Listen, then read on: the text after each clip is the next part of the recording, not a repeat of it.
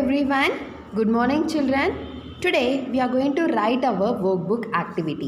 I request everyone to take a page number 24 and you can mention a date here, today's date. Okay, 25/9/2020. Okay. Explain each line of QBasic program. So we know what is a QBasic program, what are the statements we used. What is the full form of CLS? It is a clears the screen. Clears the screen. Next, REM. REM is nothing but command. Command for the program. Okay. Let. It is used to declare. Declare the variable and assign the values. And assigns the values. Print. It helps us to print our value. Displays the result. Okay. End. It indicates that means denotes the end of the program. Okay. So I request everyone to copy the same in your workbook. Second mean, read the following sentences carefully and answer the question. So there are 4 options. We need to read the question and we need to circle the related alphabet. You want to give input to the program. Which button you want to select? You want to select D. Circle it. You can display the result using the statement which button, that is a print. This statement gives the heading of the program. Which button do you select? REM. Command. Okay. Copy the same thing. Now we are moving to the next page. Page number 25. Mention the same date 25/9/2020. From the following program, underline the statement that is clear screen. So this is our A. Command statement. Here, this is our command statement. Input statement. Read ABC. Read ABC is the command statement. Okay. Now, the following box contains the different operator. Organize the operator to fit into the table given below. Arithmetic. What are the arithmetic operators we have? Plus, minus, multiplication, division, right? Yes. Logical and or not. Relational, greater than, less than or equal to, greater than or equal to, equal, not equal to, equal to. Okay. Represent the following words in the form of QBasic statement along with their respective operators. Assign A equals 7, B equals 5, multiply A by B and store the result in C, displays the value of C.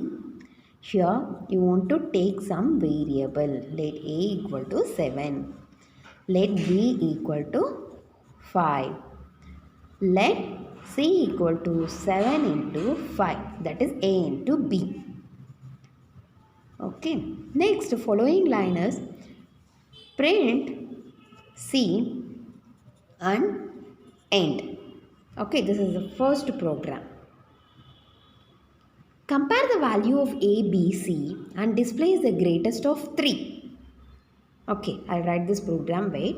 How will you find a condition as a compound condition? The answer is when the conditions are combined together. When conditions are combined together using logical operator in expression expression, then that condition is called compound condition. Okay. G is not equal to 30. How we need to write? G is not equal to 30. F is equal to 10. F is equal to 10. Now we are moving to the B question. I am going to write the answer here. Okay. So first you need to print A. You need to print A. Okay. And you need to give some value. Input A. Again print B. Input B. Again print C.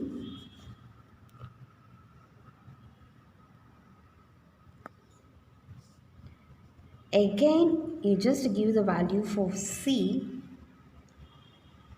if A greater than B and A greater than C, then print A is greater, else if B greater than A and B greater than C, then we should print C is greater, else print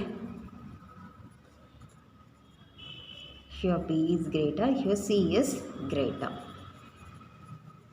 You need to give end if and you need to write end. Okay. I'll repeat the program. Print A, input A, print B, input B, print C, input C. If A greater than B and A greater than C, then print A is greater. Else if B greater than A and B greater than C, then print B is greater. Else print C is greater. End if and end. Okay. Now we are moving to the next activity. Activity number 9. Mention a same date here. Okay. Control statements are categorized into two types. What are the two types? Control statement. One is a conditional and unconditional. Okay. Write an operator for the description given below. Equal to, not equal to, less than or equal to, greater than or equal to.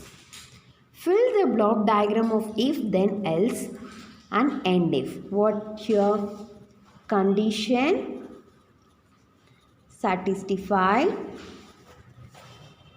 yes, true part, no, false part. Okay. Copy the same thing in your workbook.